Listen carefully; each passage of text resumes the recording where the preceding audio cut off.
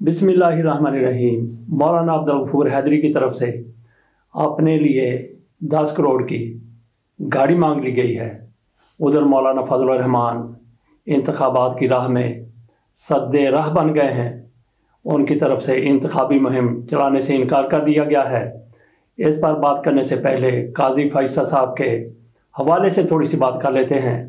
मियां नवाज शरीफ साहब की तरफ से कई मासूम ख्वाहिशात का इजहार किया गया था, एक के बाद दूसरी, दूसरी के बाद तीसरी। मियां साहब की और मरियम नवाज शरीफ साहिबा की ख्वाहिशात पूरी होती रहीं। इमरान को अंदर कर दिया जाए, इमरान खान की हुकूमत ख़त्म कर दी जाए, इमरान खान को सज़ा सुनाई दी जाए, इमरान खान को नाअहल करार दे दिया जाए।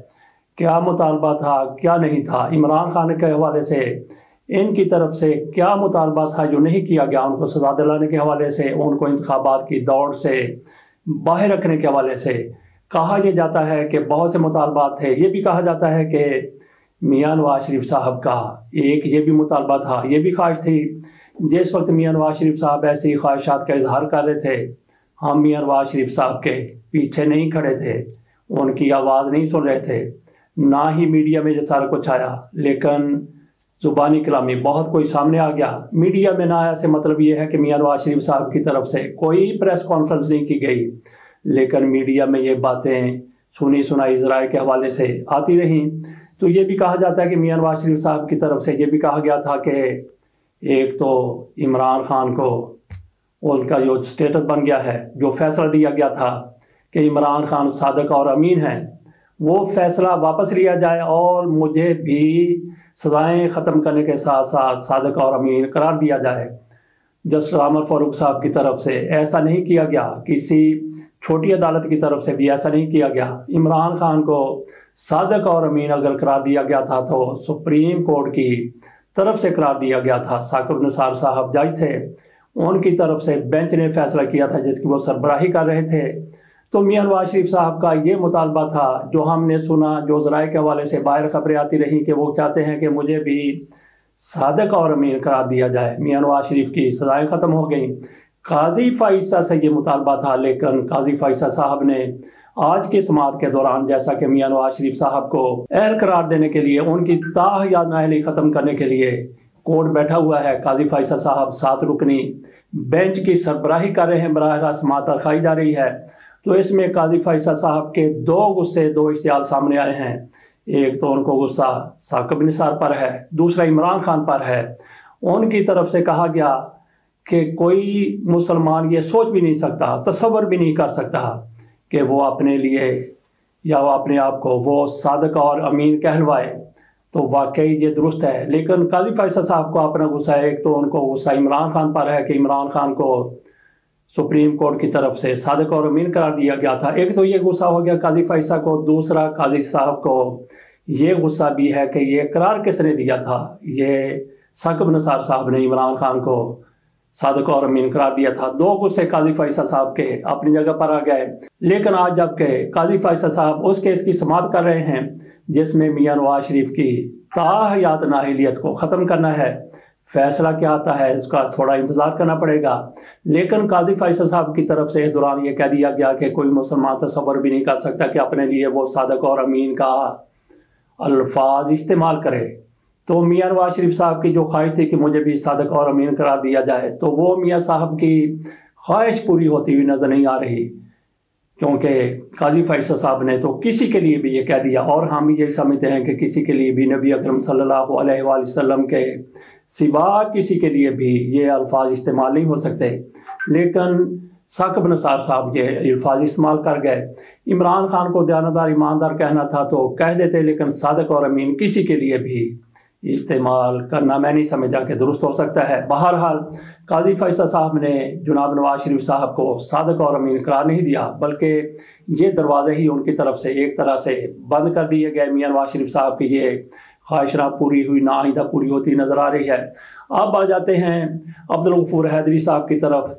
सेनेट में एक करारदाद पेश की गई जिसमें कहा गया कि जो लोग फौज के खिलाफ प्रोपेगेंडा करते हैं, झूठी अफवाहें फैलाते हैं, उनको नाअहल करार दिया जाए 10 साल के लिए। उधर इलेक्शन एक्ट में यह तरमीम की गई है कि किसी को भी تاہیا تو کیا آپ 5 سال سے زیادہ نااہل قرار نہیں دے سکتے، لیکن سینٹ میں یہ قرارداد پیش کی گئی ہے کہ جو لوگ اداروں کے خلاف خصوصی طور پر فوج کے خلاف پروپیگنڈا کرتے ہیں، جھوٹ بولتے ہیں، افواہیں پھیلاتے ہیں، ان کو 10 سال کے لیے نااہل قرار دیا جائے۔ تو معاملہ یہ تھا، یہ قرارداد متفقہ طور پر منظور ہو گئی۔ تو اسی دوران جناب عبدالغفور حیدری صاحب کھڑے ہوتے ہیں، وہ کہتے ہیں کہ ہم نے بڑا سمجھایا کہ 2 صوبوں میں دہشت گردی ہو رہی ہے، بلوچستان میں اور خیبر پی میں، ہماری کسی نے نہیں سنی۔ سارے کہتے ہیں کہ انتخابات ہونے چاہیے، انتخابات 8 فروری کو ہو رہے ہیں، کیسے ہو رہے ہیں؟ انہوں نے ساتھ یہ بھی کہا کہ سردی بھی بہت زیادہ ہے، ہم نے یہ بھی الیکشن کمیشن کو باور کروایا کہ ہمیں ٹھنڈ لگتی ہے، سردی ہے، ہم تو سکڑ جائیں گے، ہم تو مر جائیں گے۔ یہ جناب عبدالغفور حیدری صاحب سینٹ میں کھڑے ہو کر کہہ رہے ہیں، اور ساتھ یہ بھی کہتے ہیں کہ دہشت گردی کتنی زیادہ ہے، مولانا فضل الرحمان پر فائرنگ ہو گئی ہے۔ ساتھ وہ کہتے ہیں میں نے کہا کہ مجھے گاڑی دی جائے، حفاظت کے لیے گاڑی دی جائے، میں نے انتخابی مہم چلانی ہے، میں نے گھر سے باہر نکلنا ہے، تو مجھے حفاظت کی ضرورت ہے۔ ادھر دہشت گردی کا اتنا زیادہ خطرہ ہے، لیکن مجھے کہا گیا کہ آپ اپنی گاڑی لے لیں۔ یہ غفور حیدری صاحب فرما رہے ہیں کہ انہیں کہا گیا کہ آپ اپنی گاڑی لے لیں، اور ساتھ ہی انہوں نے کہا کہ میں کیسے 10 کروڑ کی گاڑی لے لوں۔ سبحان اللہ، ماشاءاللہ، کیا کہنے مولانا عبدالغفور حیدری صاحب کے 10 کروڑ کی گاڑی ہے، اپنی حفاظت کرنی ہے، لیکن وہ گاڑی کون دے تو کون دے؟ وہ حکومت ان کو گاڑی دے ان کی حفاظت کے لیے، تاکہ یہ انتخابی مہم چلا سکیں۔ اگر گاڑی نہیں دی جاتی، یہ والی گاڑی جو 10 کروڑ کی ہے، جو ان کے پاس پہلے بھی رہی ہے، جب یہ سینٹ کے ڈپٹی چیئرمین تھے، وائس چیئرمین تھے، یا جو بھی ان کو کہتے ہیں، تو مولانا کو ان گاڑی پر جھوٹے لینے کا، جھولے لینے کا چسکا پڑا ہوا ہے۔ اب ان کو اپنی حفاظت کے لیے 10 کروڑ روپے کی گاڑی چاہیے، اور حکومت کہہ رہی ہے مولانا صاحب اپنے خرچے سے لے لیں۔ مولانا صاحب کہتے ہیں یا تو مجھے گاڑی دے دی جائے یا پھر انتخابات ہی نہ ہوں۔ تو ادھر مولانا فضل الرحمان ان کی طرف سے بھی یہ کہا گیا ہے کہ یہ دیکھ لیں، میں نے ان کو کتنی بار کہا ہے کہ 2 صوبوں میں دہشت گردی ہو رہی ہے، تو ایسے ماحول میں کیا انتخابات ہو سکتے ہیں؟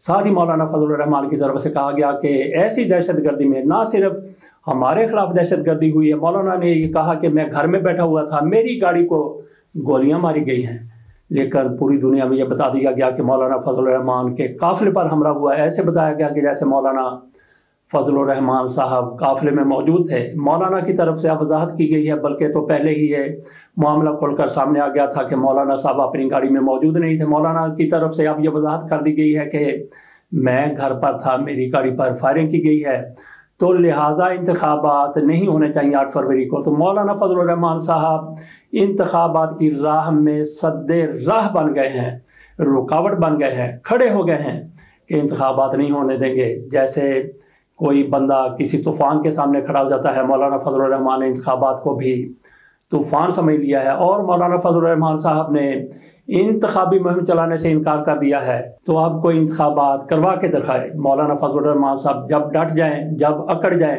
جب سامنے کھڑے ہو جائیں، بلکہ دم پر کھڑے ہو جائیں، تو پھر کس کی ضرورت ہے، کس کی مجال ہے کہ وہ ایسا کام کر دے جس کی مولانا فضل الرحمان صاحب مخالفت کریں۔ تو ناظرین، ہمارے جو جہاں آنے والے روحانی ماہر ہیں، ان کی طرف سے بار بار کہا گیا کہ 8 فروری کو انتخابات ہوتے ہوئے نظر نہیں آ رہے۔ تو مولانا فضل الرحمان صاحب جب اس طرح سے کھڑے ہو گئے ہیں، تو پھر کیسے انتخابات ہوں گے 8 فروری کو؟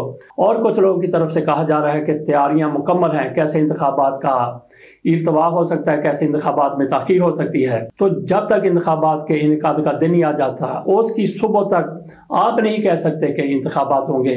جنرل ضیاء الحق صاحب کی طرف سے انتخابات سے چند دن پہلے اعلان کر دیا گیا تھا کہ انتخابات نہیں ہوں گے، اور انتخابات نہیں ہوں گے، اور انتخابات نہیں ہوئے تھے، پوری تیاریاں ہو چکی تھیں۔ تو یہ بھی ایسا ہی ہو سکتا ہے۔ تو کیسا ہو سکتا ہے؟ بے نظیر بھٹو کتنے دن انتخابات سے پہلے شہید کر دی گئی تھی۔ تو اسی طرح سے جب تک انتخابات کا روز نہیں آ جاتا، آپ کے ہاتھ میں سٹیمپ نہیں آ جاتی، مہر نہیں آ جاتی، ٹھپا نہیں آ جاتا، اس روز تک آپ یقین کے ساتھ نہیں کہہ سکتے کہ انتخابات ہو رہے ہیں یا ہو سکتے ہیں۔ ایک روز پہلے تک بھی بہت بڑا سانحہ ہو سکتا ہے، اللہ تعالیٰ اس سے محفوظ رکھے، لیکن انتخابات کسی اور وجہ سے بھی تاخیر کا شکار ہو سکتے ہیں۔ کتنے ہوں گے اس کا ذرا انتظار کرنا چاہیے۔ اس کے ساتھ اجازت دیجیے، اللہ حافظ۔